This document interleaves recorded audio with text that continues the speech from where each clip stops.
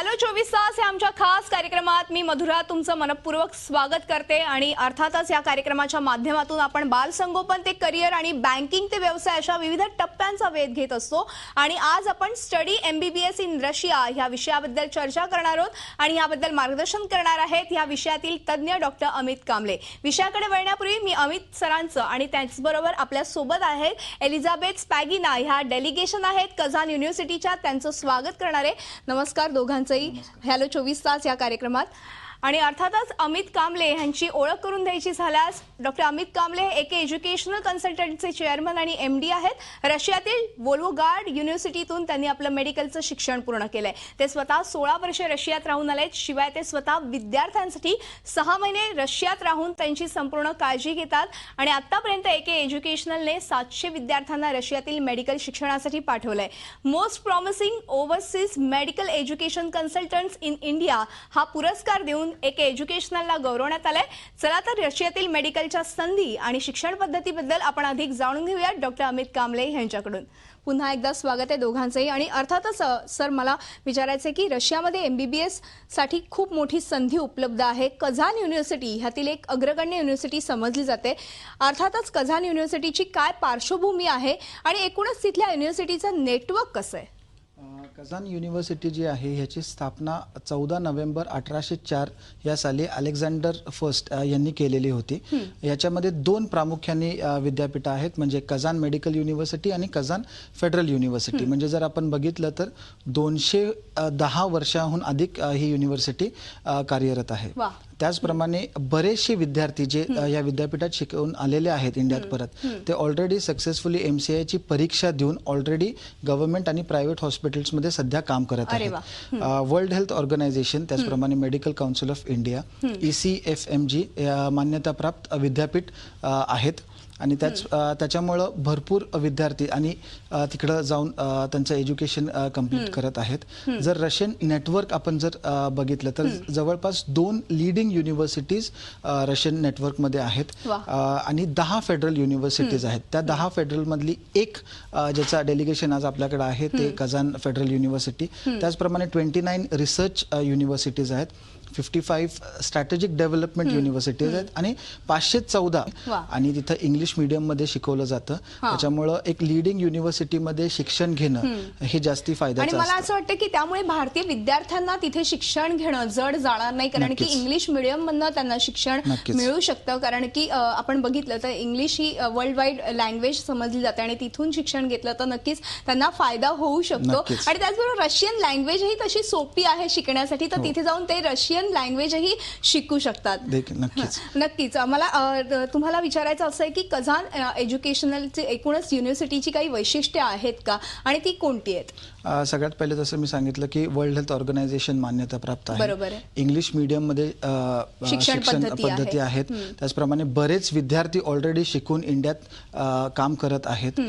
त्याचप्रमाणे 3500 विद्यार्थी आहेत, जवळपास 90 देशातून ऑलरेडी या युनिव्हर्सिटीमध्ये शिकत आहेत।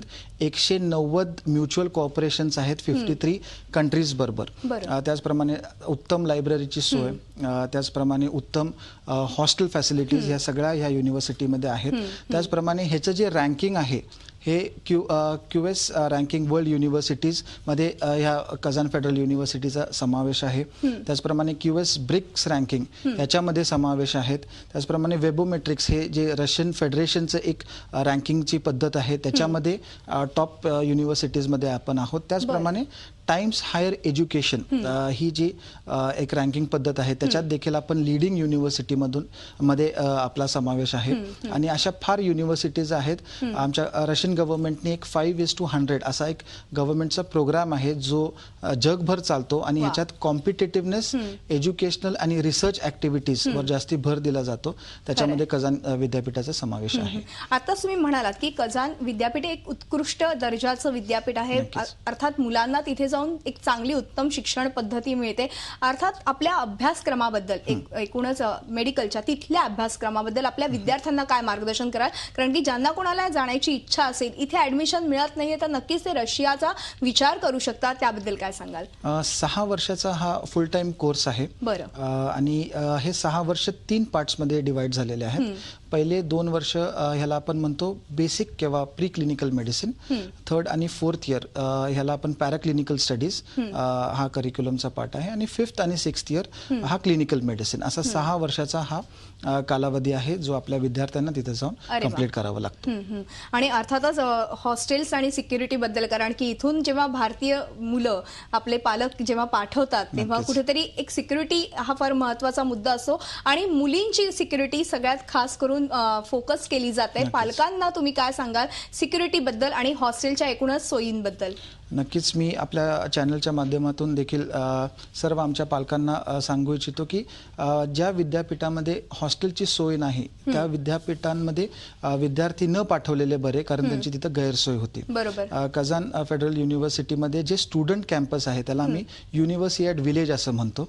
13,000हून जास्ती विद्यार्थी ह्या ठिकाणी राहू शकतात. तिथं त्यांचं 24 तास हॉस्पिटल आहे, 24 आवर्स फार्मसी आहे, सेपरेट हॉस्टेल्स आहेत मुलींसाठी मुलांसाठी, त्याचप्रमाणे तिथं कॅफेटेरियाज आहेत, स्पोर्ट्स इक्विपमेंट आपल्याला जर रेंटनी घ्यायचे असतील तर ते देखील आहेत, लायब्ररीज आहेत, अशा सगळ्या सोयी आहेत. आणि सिव्हिलियन्सनी ह्या सिटीमध्ये म्हणजे स्टुडंट सिटीमध्ये प्रवेश करू शकत नाहीत. प्रत्येक स्टुडंटला एक ID दिला जातो आणि त्या ID नुसारच त्यांना आत सोडलं जातं. म्हणजे जर आपण असे काही फोटोग्राफ्स बघतोय नक्कीच, जर तुम्ही रूम देखील बघू शकता की it's a well furnished hostel, आणि ह्या प्रोजेक्टला देखील एक अवॉर्ड मिळालेला आहे फॉर इनोव्हेशन साठी, एक सोशल ऍक्टिव्हिटी फॉर युथ म्हणून ह्या हॉस्टेलला आणि ह्या एंटायर सिटीला एक अवॉर्ड देखील मिळालेला आहे. बरोबर. आणि एकूणच आपण बघितलं तर सिक्युरिटीची खूप चांगली व्यवस्था त्या ठिकाणी बघायला मिळते, आणि रशिया आणि भारत यांचे संबंध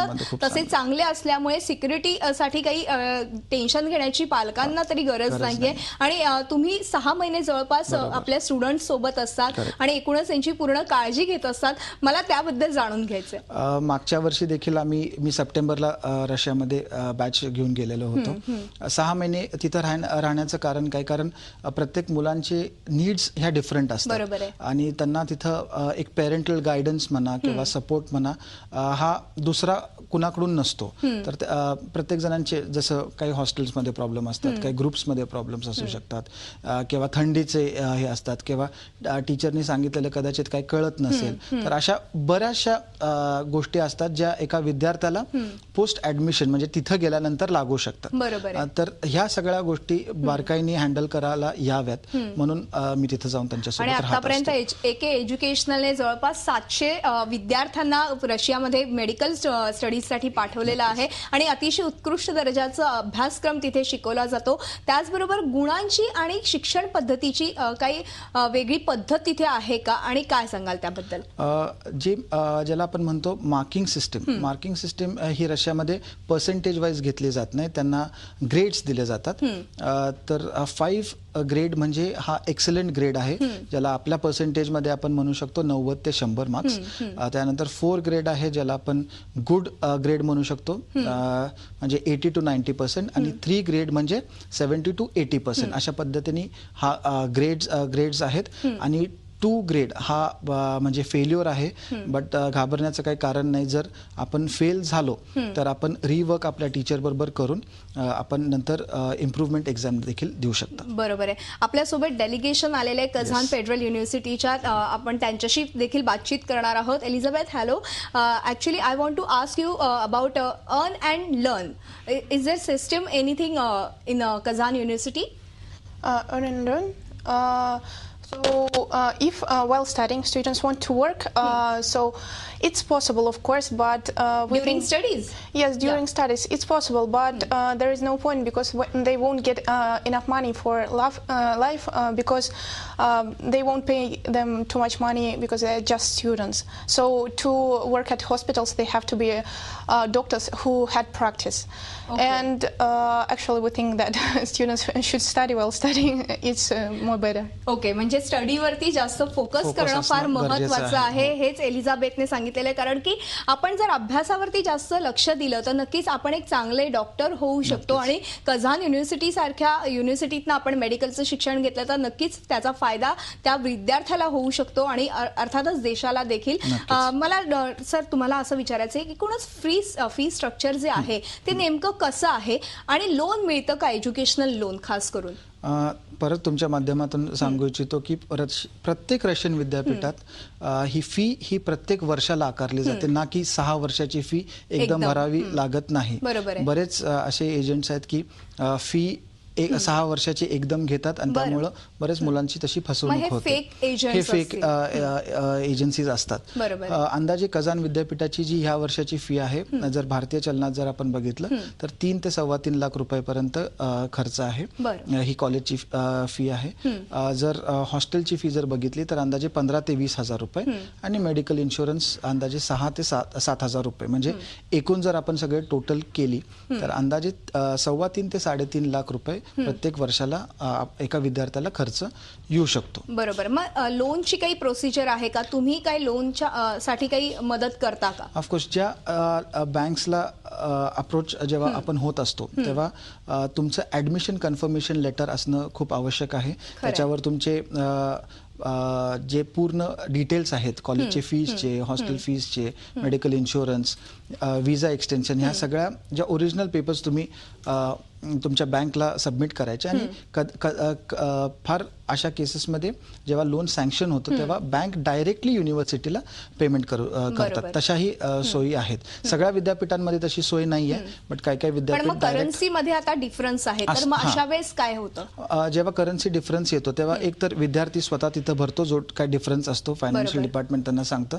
की हा $1 to rouble to Indian rupees एवढा डिफरन्स आहे आणि तो विद्यार्थी तिथं डायरेक्ट भरू शकतो. बरोबर आहे. म्हणजे थोडक्यात एक एज्युकेशनल विद्यार्थ्यांना अर्थातच मेडिकलचं शिक्षण घेण्यासाठी नक्कीच एक चांगली संस्था आहे असं म्हणायला हरकत नाही. लोनसाठी देखील ते मदत करतात, त्याचबरोबर एक चांगली युनिव्हर्सिटी मिळवून देण्यासाठी देखील त्यांचे प्रयत्न असतात. मात्र जेव्हा आपण विचार करतो आपल्याला मेडिकलला जायचं तेव्हा चांगले पर्सेंटेज हा क्रायटेरिया आपल्यासाठी बनलेला असतो. ह्यासाठी काही स्पेशली पर्सेंटेजची गरज असते का, किंवा काही टेस्ट एक्झाम्स असतात का युनिव्हर्सिटी मार्फत? AK एज्युकेशनल कन्सल्टंट्स जवळपास 12 विद्यापीठांबरोबर संलग्न आहे. प्रत्येक युनिव्हर्सिटीचे रिक्वायरमेंट वेगळे आहे. काही युनिव्हर्सिटीजमध्ये 50 अँड अबव पर्सेंटेज चे ज्या विद्यार्थी 12वीचे आहेत सायन्स, त्यांना ऍडमिशन होऊ शकतं. बट कझान मेडिकल युनिव्हर्सिटीमध्ये जे आम्ही एलिजिबिलिटी क्रायटेरिया ऍडमिनिस्ट्रेशननी ठरवलेली आहे ती 65% आहे फिजिक्स, केमिस्ट्री अँड बायोलॉजी आणि 65 मार्क्स इन इंग्लिश. असे जर आपल्याला मार्क्स असतील तर अवश्य आपलं ऍडमिशन पॉसिबल आहे. नक्कीच. आणि खाली ऍडमिशनसाठी तुम्ही फोन करू शकता. आपले नंबर्सही डिस्प्ले झालेले आहेत. आणि येत्या 5 जूनला पहिली ऍडमिशनची प्रोसिजर सुरू होते पुण्यामध्ये, तर नक्कीच याचा लाभ घ्यायला हरकत नाहीये. अर्थातच सर आपण बघितलं तर कझान युनिव्हर्सिटीचं नाव तसं रशियामध्ये खूप नावाजलेलं आहे, एक प्रतिष्ठित युनिव्हर्सिटी समजली जाते. मात्र अनेकदा असं होतं की विद्यार्थ्यांची किंवा पालकांची फसवणूक होते, मग ते फेक एजन्सी मार्फत होऊ शकते. मात्र नेमकं फेक एजंट हे नेमके कसे ओळखावे पालकांनी? सगळ्यात पहिलं रशियन गव्हर्नमेंट जे आहे किंवा रशियन विद्यापीठ अशा लोकांना त्यांचे रिक्रुटिंग ऑफिसर्स असे नेमतात जे डॉक्टर्स आहेत किंवा रशियाशी त्यांचा काहीतरी संबंध आहे. ऑथरायझेशन्स चेक करणं खूप गरजेचं आहे, ओरिजिनल ऑथरायझेशन्स. त्याचप्रमाणे जे डॉक्युमेंटेशन तुम्हाला दिलं जातं विद्यापीठांच्या वेबसाईट्सवर ह्या एजन्सीजची नावं असतात, ते चेक करणं गरजेचं आहे. त्याचप्रमाणे एका विद्यार्थ्याला जर रशियाला जायचं असेल म्हणजे त्यांचा ऍडमिशनचा खर्च, त्यानंतर त्यांचे ऍडमिशनची पूर्ण प्रक्रिया, ह्यासाठी फार तर 75,000 to 80,000 पर्यंत जास्तीत जास्त लागू शकतात. त्याच्यापेक्षा जास्ती लागत नाहीत. कारण आपल्याला इथं आम्ही काय मदत त्यांची करतो, प्रक्रिया सगळी इथं करतो, तिकीटिंग असतं, विजा असतं आणि बाकीचे डॉक्युमेंटेशन. तर 75 ते 80 हजारापेक्षा जास्ती ह्या ऍडमिशन प्रोसिजरसाठी लागत नाहीत. जर जास्ती लागले तर आपल्याला समजायला पाहिजे की तुमच्याकडून जास्ती पैसे ऑलरेडी घेतले जात आहेत. त्याचप्रमाणे एक अशी सुविधा असायला पाहिजे की विद्यापीठाची फी विद्यार्थ्यांनी डायरेक्ट भरलेली कायमपणे, म्हणजे एजन्सीकडे भरण्यापेक्षा डायरेक्ट विद्यार्थ्यांकडे. जसं तुम्ही मगाशी सांगितलं की लोनच्या प्रोसिजरमध्ये डायरेक्टली चेक तो कझान कझान युनिव्हर्सिटीकडे जातो. हो. अर्थातच अशा मार्फत जर केलं तर नक्कीच आपली फसवणूक होणार नाही नक्कीच. आणि अर्थात आपला पालक वर्ग आता तसा सुजाण झालेला आहे. नक्कीच. ह्या सगळ्या एकूणच फेक एजन्सीच्या पासून ते दूरच असतात आणि एके एज्युकेशनल कन्सल्टंट म्हणून आज मोठं नाव आहे अमित सर तुमचं. आणि अर्थात आपण एक छोटासा ब्रेक घेणार आहोत आणि ब्रेक नंतर मला इतरही काही प्रश्न विचारायचे आहेत पण एका छोट्याशा ब्रेक नंतर.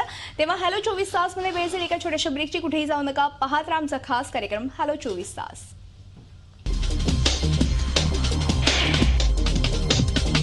हॅलो 24 तास या आमच्या विशेष कार्यक्रमात आपलं पुन्हा एकदा स्वागत आहे आणि आज आपण स्टडी MBBS इन रशिया या विषयावर चर्चा करतोय आणि आपल्याला मार्गदर्शन करतायत एक एज्युकेशनल कन्सल्टंटचे डॉक्टर अमित कांबळे. मी पुन्हा एकदा चर्चेकडे वळते आणि अर्थातच अमित सर मला तुम्हाला बरेच प्रश्न विचारायचे आहेत कारण की आपले विद्यार्थी देखील उत्सुक असतात की रशियामध्ये जर आपल्याला मेडिकलचं शिक्षण आणि ते देखील खूप दर्जेदार पद्धतीने मिळत असेल तर नक्कीच त्यांना इंटरेस्ट असतो. मला हे विचारायचं की एकूणच अभ्यासक्रम तर अतिशय वेगळा असतो पण WHO प्रमाणित हा अभ्यासक्रम आहे असं तुम्ही मगाशी बोलताना म्हणाला. पार्श्वभूमी एकूणच कझान युनिव्हर्सिटीची खूप अतिशय चांगली आहे. अभ्यासक्रमाबद्दल तर झालं, हे अभ्यासक्रमाची प्रोसिजर आणि एकूणच अभ्यासक्रम कधीपर्यंत सुरू होणार आहे आणि सुट्टी साधारणतः कधी असते ह्या विद्यार्थ्यांना? त्यांचं फर्स्ट सेमिस्टर असतं. बरं. जानेवारी महिन्यात त्यांची विंटर एक्झाम असते. त्याच्यानंतर 15 दिवसांची विंटर वेकेशन असते. त्यानंतर 1 फेब्रुवारी ते 30 मे यांचं सेकंड सेमिस्टर स्टार्ट होतं आणि समर एक्झाम्स ज्या असतात त्या जून महिन्यात असतात आणि एक्झाम झाल्यानंतर 2 महिने म्हणजे जुलै आणि ऑगस्ट असे 2 महिने त्यांना सुट्टी असते. त्यावेळेस ते एकतर तिथं थांबू शकतात किंवा इंडियाला सुट्टीला परत येऊ शकतात. बरोबर आहे. आणि आपण बघितलं तर आता रशियामध्ये एखादा भारतीय विद्यार्थी शिक्षणासाठी गेला तर नक्कीच त्याचा खाण्यापिण्याचा खर्च असेल किंवा ट्रान्सपोर्टेशनचा खर्च असेल हा साधारणतः किती येऊ शकतो आणि त्याला काही वेगळं करण्याची गरज आहे का? आता कझान शहराबद्दल जर आपण बघितलं तर कझान ही रशियाची 3री राजधानी आहे. बरोबर. आणि भारतापासून डायरेक्ट फ्लाईट्स आहेत. म्हणजे मुंबईपासून दिल्लीपासून डायरेक्ट आपण कझानला पोहोचू शकतो. जर खर्चाचं जर सिनारिओ जर आपण पाहिला तर अंदाजे $100 ते $150 म्हणजे 7 ते 10 हजार रुपये दरमहा म्हणजे त्याच्यात त्यांचं ट्रान्सपोर्टेशन, लोकल ट्रान्सपोर्टेशन, त्याचप्रमाणे त्यांचं जेवण, त्यांचं बाकीचे जे काही ॲक्टिव्हिटीज मोबाईल रिचार्ज असू देत किंवा डे टू डे ॲक्टिव्हिटीसाठी लागणारा जो खर्च आहे तो एक $100 ते $150 किंवा मॅक्सिमम $200 पर्यंत त्यांना खर्च लागू शकतो. पण हे व्हेरी होतं विद्यार्थी टू विद्यार्थी आणि सिटी टू सिटी. म्हणजे हा कमी पण होऊ शकतो आणि हा जास्त पण होऊ शकतो.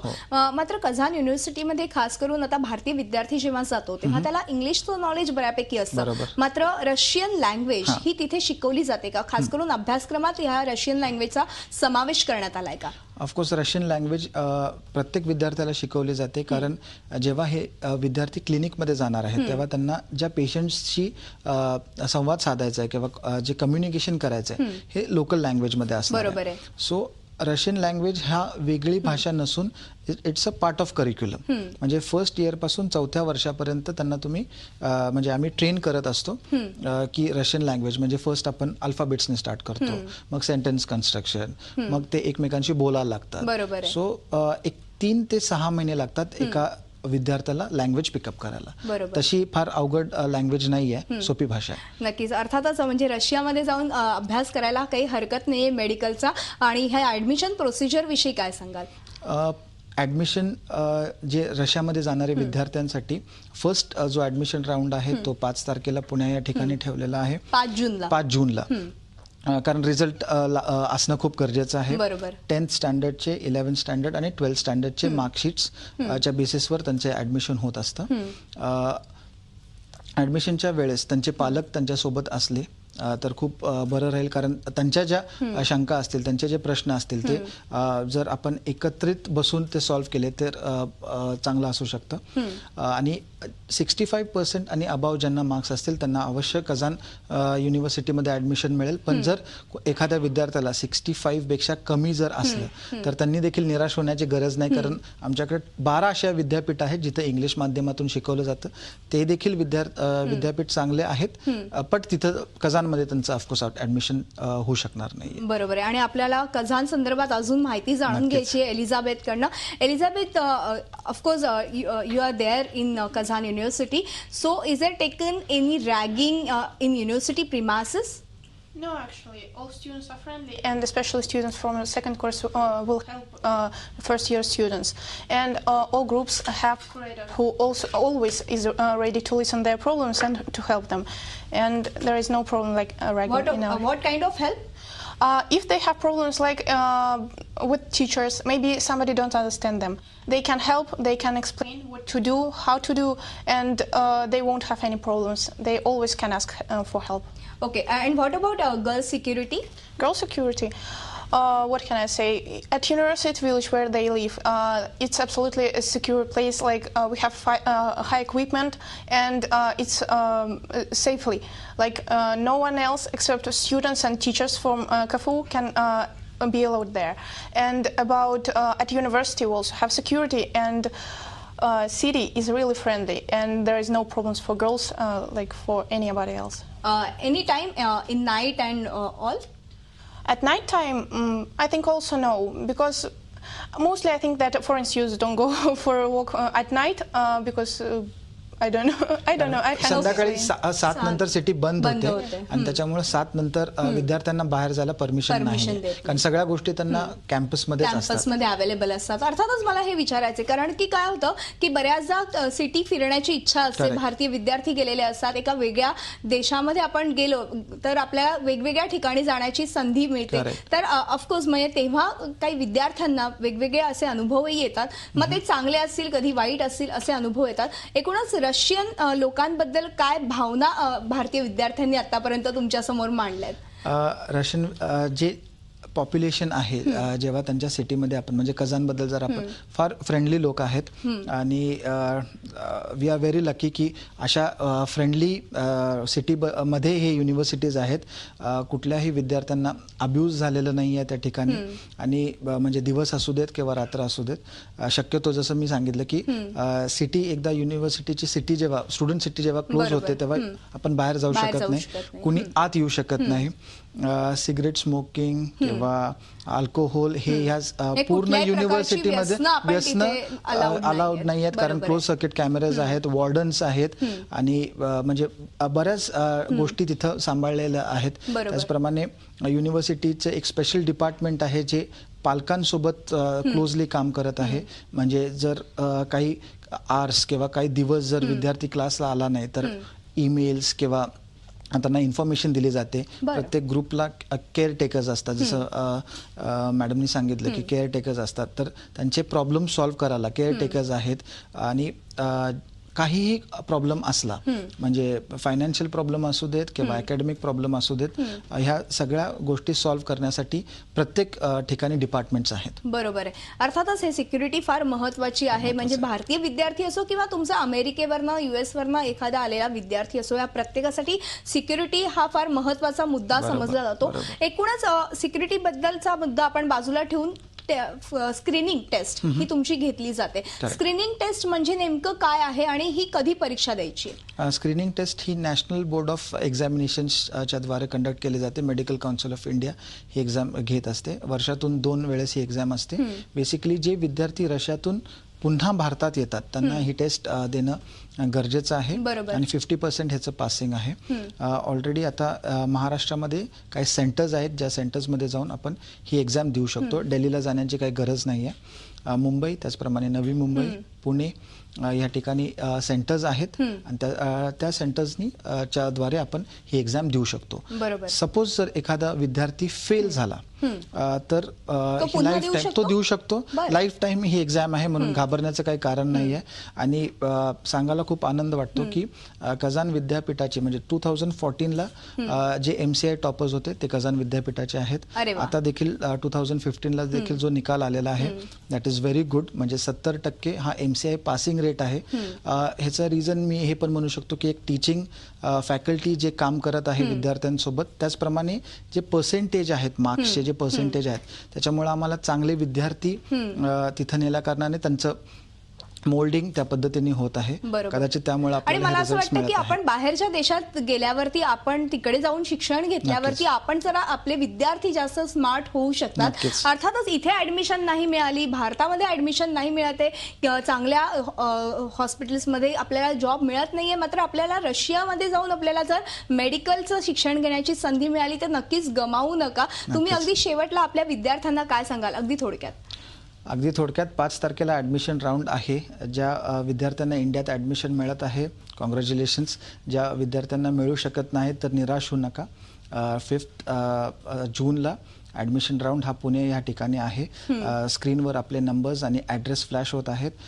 काही क्वेश्चन्स असतील, एक्स्ट्रा क्वेश्चन्स फी संदर्भात किंवा बाकीच्या कुठल्याही संदर्भात, डू कॉन्टॅक्ट अस. नक्कीच सर, खरंच खूप छान मार्गदर्शन आमच्या प्रेक्षकांना केलं. Elizabeth, thank you so much for talking with us. खरं तर तुम्हाला जर मेडिकलला ॲडमिशन मिळाली नाही तर काही घाबरण्याचं कारण नाही किंवा निराश होण्याचं कारण नाही आहे, कारण की तुमच्यासाठी एके एज्युकेशनल ही संस्था कार्यरत आहे आणि आपले नंबर्सही खाली एके एज्युकेशनलचे गेलेले आहेत. तर तुम्ही नक्कीच जरूर संपर्क साधा आणि 5 जूनला पुण्यामध्ये पहिली ॲडमिशन प्रोसिजर राऊंड होणार आहे, तर नक्कीच त्यांच्या या प्रोसिजर राऊंडमध्ये सहभागी व्हा. यानंतर ह्या विशेष कार्यक्रमात म्हणजेच हॅलो 24 तासमध्ये इथे थांबतो. तुम्ही पाहत राहा झी 24 तास, रहा एक पाऊल पुढे.